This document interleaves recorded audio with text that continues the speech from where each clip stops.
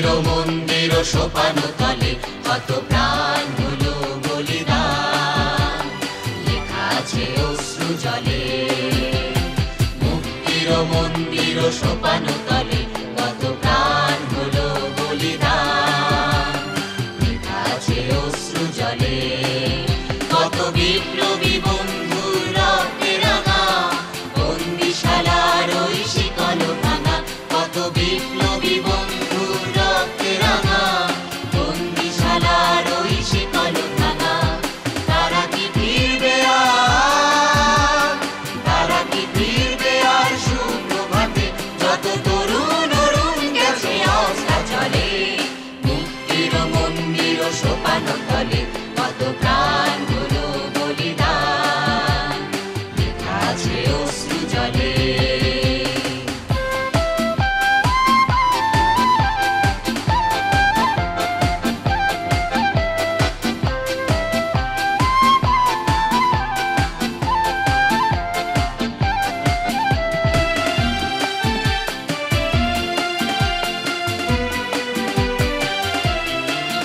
যারা স্বর্গগত তারা এখনো জানে স্বর্গের চেয়ে প্রিয় জন্মভূমি, এসো স্বদেশ ব্রতের মহাদীক্ষালোকে সেই মৃত্যুঞ্জয়ীদের চরণ চুমি।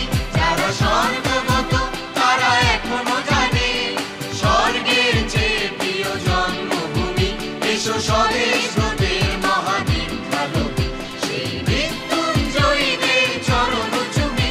যারা জীর্ণ জাতির মুখে জাগালো আশা, মৌন মলিন মুখে জাগালো ভাষা। যারা জীর্ণ জাতির মুখে জাগালো আশা, মৌন মলিন মুখে জাগালো ভাষা। আজ রক্ত কমলে গাথা, আজ রক্ত কমলে গাথা মাল্যখানি, বিজয় লক্ষ্মী দেবে তাদের গলে। মুক্তির মন্দির সোপান তলে কত প্রাণ হলো বলিদান, লেখা আছে অশ্রু জলে।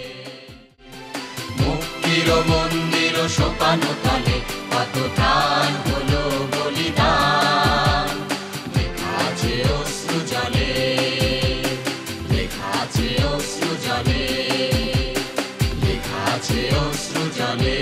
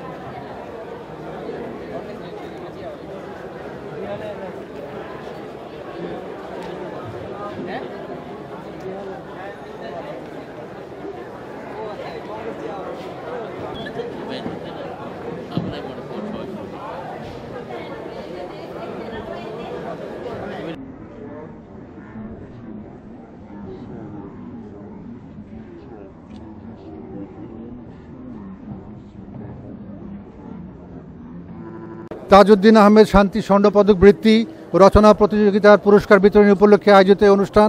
আমাদের মাঝে উপস্থিত আছেন ঢাকা বিশ্ববিদ্যালয়ের মাননীয় উপাচার্য অধ্যাপক আ.আ.ম আরিফিন সিদ্দিক। মাননীয় উপাচার্য মহোদয় আজকে এই অনুষ্ঠান সভাপতিত্ব করছেন। আমাদের মাঝে উপস্থিত আছেন আজকের অনুষ্ঠানের প্রধান বক্তা ঢাকা বিশ্ববিদ্যালয় বাংলা বিভাগের সংখ্যাতিরিক্ত শিক্ষক অধ্যাপক আবুল কাশেম ফজলুল হক। এছাড়াও রয়েছেন ঢাকা বিশ্ববিদ্যালয়ের মাননীয় কোষাধ্যক্ষ অধ্যাপক ডক্টর কামাল উদ্দিন। আমাদের মাঝে রয়েছেন ট্রাস্টি বোর্ডের সম্মানিত সদস্য সিমিন হোসেন রিমি।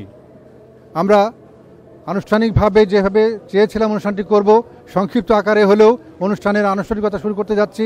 আশা করছি যে আমরা সবারই সহযোগিতায় এই অনুষ্ঠানটি সুন্দরভাবে সম্পন্ন করতে পারব। আমি প্রথমেই পবিত্র ধর্মগ্রন্থ থেকে তেলাওয়াত করার জন্য অনুরোধ জানাচ্ছি ঢাকা বিশ্ববিদ্যালয়ের মসজিদ জামিয়ার খতিব ইমাম হাফেজ মাওলানা সৈয়দ ইমদাদুল হককে। আসসালামু আলাইকুম ওয়া রাহমাতুল্লাহ। আউযু বিল্লাহি মিনাশ শাইতানির রাজীম। بسم الله الرحمن الرحيم والذين هم لأماناتهم وعهدهم راعون والذين هم على صلواتهم يحافظون أولئك هم الوارثون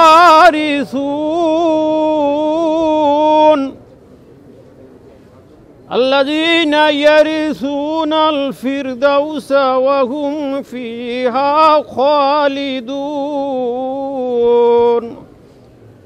صدق الله العظيم জান্নাতুল ফিরদাউসের অধিকারী লোকদের বৈশিষ্ট্য বর্ণনায় মহান আল্লাহ বলেন, অন্যান্য সদ্গুণের সাথে তারা এমনও হবে যে তারা তাদের আমানত রক্ষা করবে এবং তাদের প্রতিশ্রুতি ও অঙ্গীকার পালন করবে। তারা তাদের নামাজগুলো আদায়ে যত্নবান হবে। তারাই অধিকারী হবে জান্নাতুল ফিরদাউস বেহেশতের। সেখানে তারা স্থায়ী হবে চিরদিন চিরকাল। মহান আল্লাহ আমাদেরকে সমস্ত গুণ অর্জন করার তৌফিক দান করুন। আসসালামু আলাইকুম ওয়া রাহমাতুল্লাহ। এবারে শ্রীমদ্ ভগবত গীতা থেকে পাঠ করবেন ঢাকা বিশ্ববিদ্যালয়ের সংস্কৃতি বিভাগের চেয়ারম্যান অধ্যাপক ডক্টর অসীম সরকার। নমস্কার। শ্রীমদ্ ভগবদ গীতা চতুর্থ অধ্যায় জ্ঞানযোগ। পরমেশ্বর ভগবান শ্রীকৃষ্ণ বলেছেন, ন হি জ্ঞানেন সদৃশং পবিত্রমিহ বিদ্যতে তৎস্বয়ং যোগ সংসিদ্ধ কালেন আত্মনিবিন্দতি। এই জগতে জ্ঞানের মতো পবিত্র আর কিছুই নেই। জ্ঞান হচ্ছে সমস্ত যোগের পরিণত ফল। ভক্তি চর্চার মাধ্যমে যিনি জ্ঞান আয়ত্ত করেন তিনি কালক্রমে আত্মার পরা শান্তি লাভ করেন। পরমেশ্বর ভগবান শ্রীকৃষ্ণ আরও বলেছেন, শ্রদ্ধাবান লভতে জ্ঞানং তৎপর ইয়েতেন্দ্রিয় জ্ঞানং লব্ধুয়া পরাং শান্তিম অচিরেণ দিগচ্ছতি। অর্থাৎ তৎপর সংযত ইন্দ্রিয় এবং শ্রদ্ধাবান ব্যক্তি জ্ঞান লাভ করে থাকেন। জ্ঞান লাভ করে তিনি অচিরেই পরা শান্তি প্রাপ্তি হন। সর্বে সুখিনো ভবন্তু সর্বে সন্তু নিরাময়া সর্বে ভদ্রাণি পশ্যন্তু মা কশ্চিৎ দুঃখভাগ ভবেৎ। সকলে সুখী হোক, সকলে নিরাময় হোক, সকলে মঙ্গল লাভ করুক, জগতের কেউ যেন দুঃখ ভোগ না করে। ওম শান্তি, ওম শান্তি, ওম শান্তি। জগতের সবাই শান্তি লাভ করুক। সবাইকে নমস্কার। এবারে পবিত্র ত্রিপিটক থেকে পাঠ করবেন অধ্যাপক ডক্টর বিমান চন্দ্র বড়ুয়া, পালি অ্যান্ড বুদ্ধিস্ট স্টাডিজ বিভাগ, ঢাকা বিশ্ববিদ্যালয়। নমো তস্য ভগবতো অরহতো সম্মা সম্বুদ্ধস্য ন পুষ্পগন্ধ পরিবাতমিতি ন চন্দনং তগর মল্লিকাবা শতঞ্চ গন্ধ পরিবাতমেতি সব্বদিশা সপুরিশ পবাতি চন্দনং তগরং মল্লিকাবাপি উৎপলং অতপস্যিকি এত সংগন্ধ জাতনং শীলগন্ধ অনুত্তর ভবতু সব্যমঙ্গলং সব্যে সত্তা সুখিত ভবন্তু। অনুবাদ। আমি অরহত সম্বুদ্ধকে বন্দনা নিবেদন করছি। চন্দন, টগর কিংবা মল্লিকা প্রকৃতি ফুলের গন্ধ কখনো বায়ুর প্রতিকূলে প্রবাহিত হয় না, কিন্তু জ্ঞানের গুণস্বরূপ বায়ুর প্রতিকূলেও প্রবাহিত হয়। জ্ঞানবান মাত্রই সকল দিকেই পরিচিত লাভ করেন। চন্দন, টগর, উৎপল কিংবা চামেলি প্রকৃতির সুগন্ধির ফুলের গন্ধ অপেক্ষা নীতিবান ব্যক্তির গুণবাস রাশি উৎকৃষ্টতম।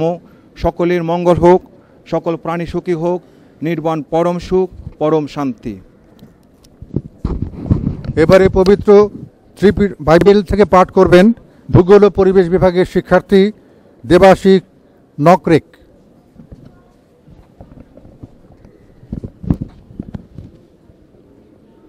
মথিলিখিত মঙ্গল সমাচার থেকে আমাদের প্রতি ঐশ্ববাণী। তোমরা পৃথিবীর লবণ, কিন্তু যদি লবণের স্বাদ নষ্ট হয়ে যায় তবে কেমন করে তা আবার নোনতা করা যাবে? সেই লবণ আর কোনো কাজে লাগে না,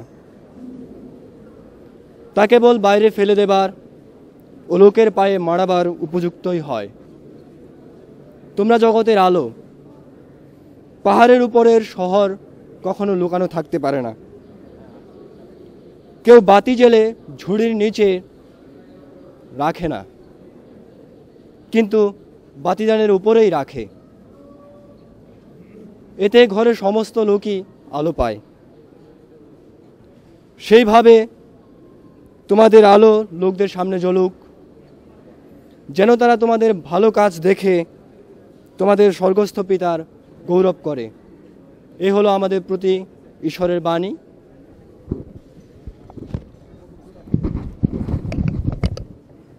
সম্মানিত সুধীবৃন্দ, স্বাধীনতার অন্যতম নায়ক, মহান মুক্তিযুদ্ধের অন্যতম সংগঠক, বাংলাদেশের প্রথম প্রধানমন্ত্রী, জাতীয় নেতা তাজউদ্দিন আহমেদের জন্মবার্ষিকী উপলক্ষে আয়োজিত অনুষ্ঠানে স্বাগত বক্তব্য রাখার জন্য সবিনয় অনুরোধ জানাচ্ছি ট্রাস্ট বোর্ডের দাতা এবং প্রতিষ্ঠাতা শারমিন আহমেদকে।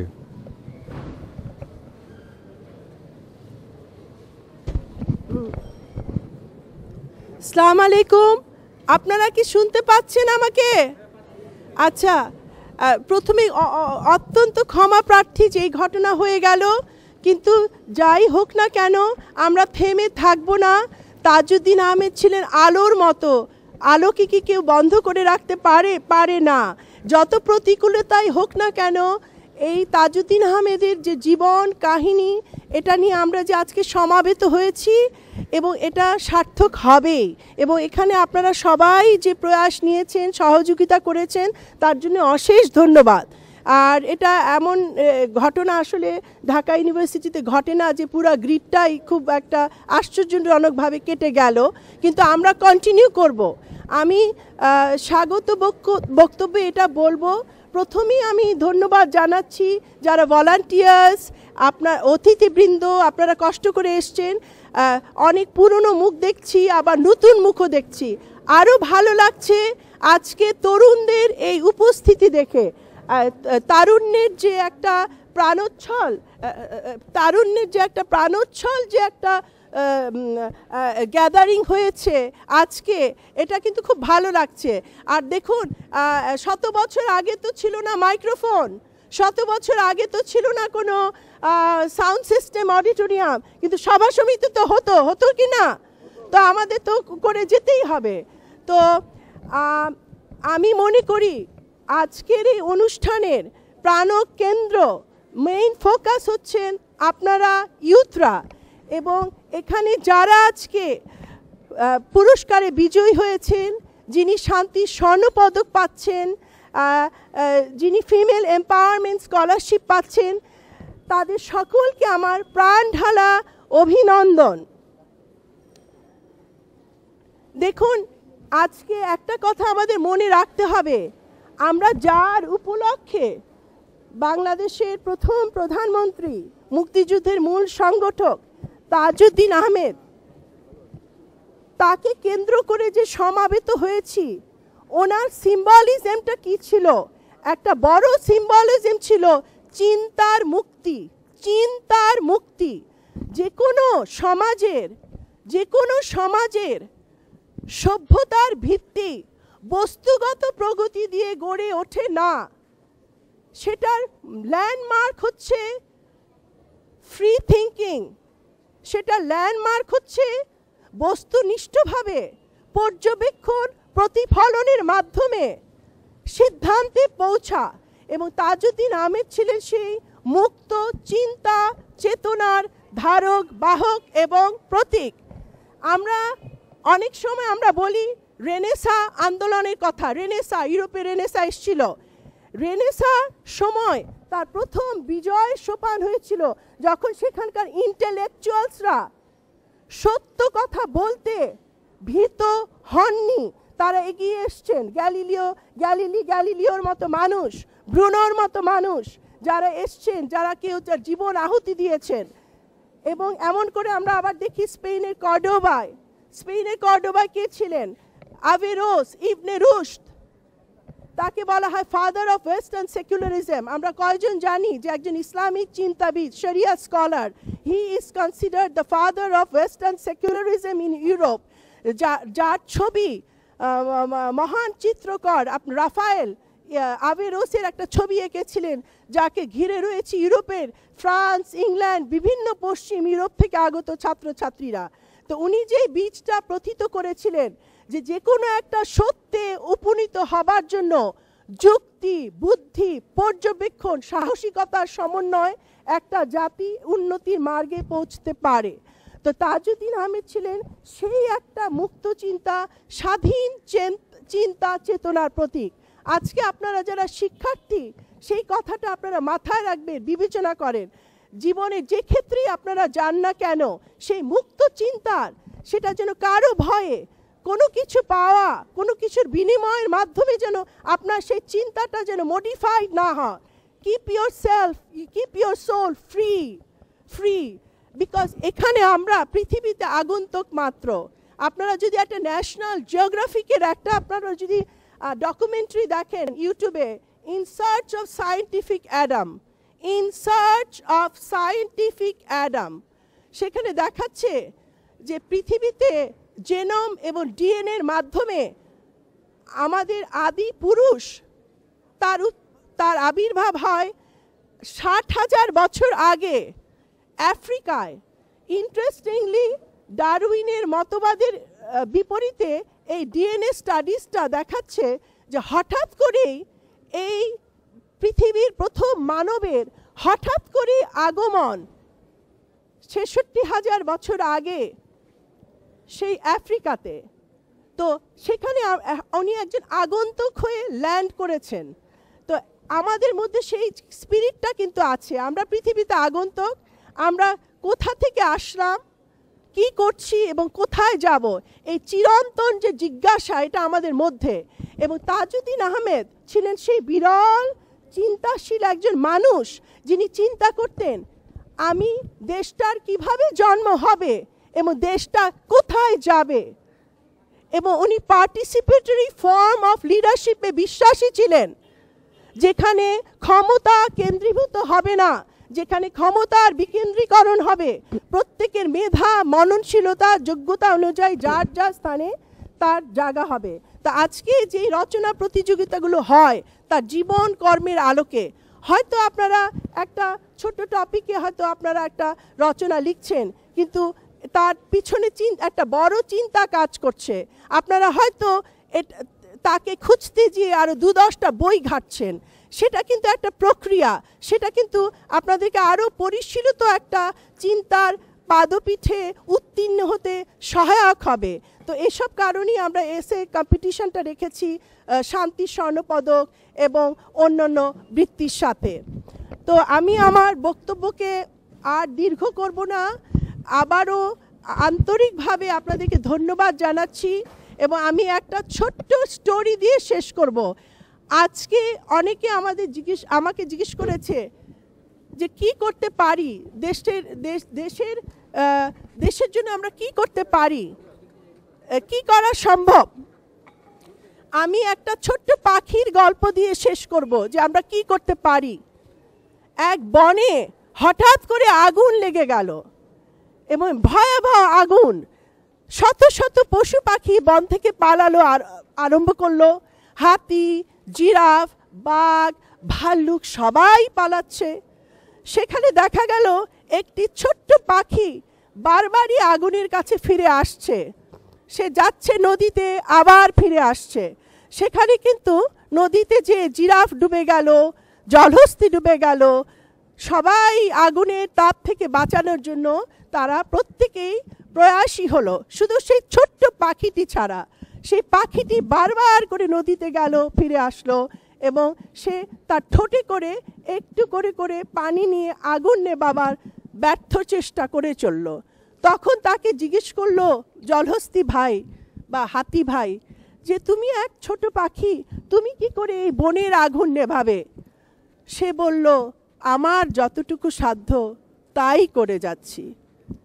তো পিস বিগিনস উইথ আস, এটা অন্য না, আমি কতটুকু করতে পারি। এই আমাকে দিয়ে অন্যর দোষারোপ না, আমি কিভাবে পরিশীলিত হতে পারি, আমি কি করে মেধা মননশীলতা উত্তীর্ণ হতে পারি, আমি কি করে একজন আমাকে যদি আমার সাথে খুব অসৎ আচরণ করে আমি কি করে মহত্তম আচরণ করে দেখাতে পারি যে মানবিকতার উচ্চ সোপান, এভলিউশনের সবচেয়ে বড় উচ্চ সোপান হচ্ছে মানুষ, ইনসান। এটাই হচ্ছে তার সবচেয়ে বড় পরিচয়। ধন্যবাদ।